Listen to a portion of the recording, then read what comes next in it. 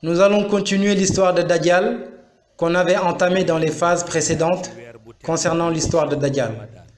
Nous allons vous expliquer la vie de Dajjal dans la phase numéro 4.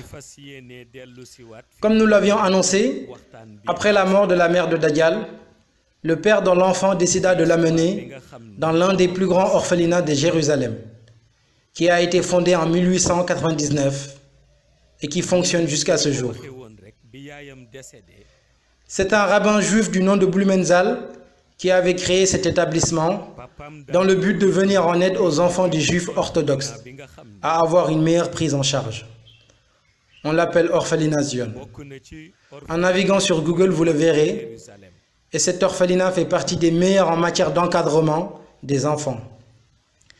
C'est un orphelinat qui regroupe beaucoup d'histoires depuis sa création, en 1899. Après avoir récupéré Dajjal des mains de son père, les encadreurs s'en rendront très vite compte que c'est un enfant spécial. Car contrairement aux autres enfants qui manquent manifestement d'amour maternel, Dajjal, lorsqu'il se retrouve tout seul, il joue et rit et semble discuter avec des créatures invisibles. Effectivement, Dajjal étant encore bébé, joue avec les djinns afarites qui viennent vers lui lorsqu'il est tout seul. Ce qui est inexplicable chez les encadreurs qui le voyaient rire et crier sans savoir pourquoi. Le plus surprenant, c'est que c'est Dajjal, bébé qui n'a même pas encore atteint l'âge de 2 ans, qui commande les djinns afarites. Les surprises n'en finissent pas, puisque Dajjal va encore choquer les encadreurs avec la manière dont il apprend à parler, en sortant de gros mots de sa bouche et parlant un hébreu très clair. Le père de Dajjal parle l'anglais et l'hébreu, mais Dajjal lui parle uniquement l'hébreu. Une autre particularité que les encadreurs ont trouvée sur Dajjal, c'est au moment de faire les tests d'éveil de mémoire. Lorsqu'ils donnent aux enfants des dessins à faire, ils se rendent compte que Dajjal ne touche même pas le crayon ou le papier qu'on lui a donné. Et à leur grande surprise, ils constatent en période de vérification que Dajjal a fait l'exercice de la plus belle des manières. Sachant que dans l'orphelinat Zion, il y a un endroit où on élève des animaux domestiques de toutes sortes. Les encadreurs amènent souvent les enfants dans ce lieu pour qu'ils puissent découvrir ces animaux et se divertir. Ils constatent à leur grande surprise qu'à chaque fois qu'ils amènent le petit Dajjal à cet endroit, les animaux sont effrayés et s'agitent. Mais ce dont ils ignoraient, c'est que c'est les afarites qui accompagnaient Dajjal qui les effrayaient. Et c'est pour cette raison qu'ils n'amènent pas souvent Dajjal à cet endroit. Dajjal a très tôt été en solitaire. Et à chaque fois qu'il est seul, il se met toujours debout sur une chaise très haute. Et ce qui est étrange, c'est que personne ne peut dire comment ce bébé est monté si haut sur cette chaise, puisque personne ne l'a aidé. Dajjal ne veut pas qu'on l'associe aux autres enfants. Donc à chaque fois qu'il est près d'eux, il pique une crise de panique, crie et pleure. Le plus étonnant, quand il pleure, c'est son œil normal qui sort des larmes, tandis que l'autre œil perdu sort du sang. Néanmoins, tous les exercices qu'on donne aux enfants, Dajjal ne les fait pas, mais il trouve tout.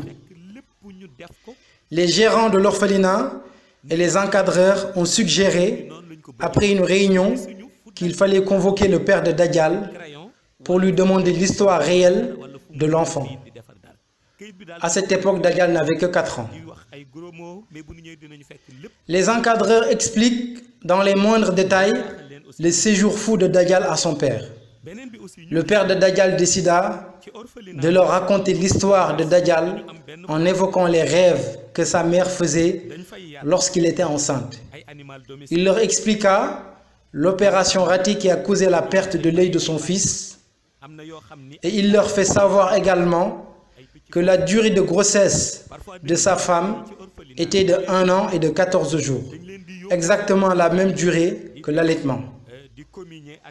Il leur raconta l'événement le plus tragique qui a causé la mort de sa femme, et c'était au moment où Dajjal allaitait en suçant du lait et du sang en même temps, jusqu'à ce que sa femme n'ait plus aucune goutte de sang dans son organisme. Après que le père de Dajjal ait raconté toute l'histoire, ceux de l'orphelinat se sont demandé si l'enfant n'était pas un prophète. Pourtant, avec toute cette histoire et ces manifestations relevant du côté obscur, ils auraient pu penser à une autre hypothèse outre que celle du domaine de la lumière. Mais ils ont fait le contraire en se posant la question à savoir si cet enfant n'était pas le prophète attendu, que l'on appelle Massia, qui veut dire Messie. C'est en ce moment qu'ils ont commencé à l'appeler Massia, qui n'a alors que 4 ans. Massia en arabe, ça se dit Al-Masir, qui signifie le Messie. Le lendemain de sa visite à l'orphelinat, le père de Dajjal a été retrouvé mort chez lui. Tout le monde pense que c'est une mort naturelle, puisqu'il n'a pas été assassiné, et que tout n'est que coïncidence. Mais ce dont on ignore, c'est que c'est Dajjal, âgé seulement de 4 ans, qui a entendu son père raconter son histoire à l'orphelinat, n'ayant pas apprécié cela, car il déteste qu'on entre dans sa vie intime, a par la suite assassiné son père mystiquement, mais à distance, en utilisant la magie noire qui a détruit l'âme de son père en l'en séparant de son corps. En ce qui concerne Dajjal, il reste à l'orphelinat en poursuivant son éducation. Donc, nous allons continuer l'histoire de Dajjal dans la phase suivante. Assalamu alaikum wa rahmatullahi ta'ala wa barakatuh.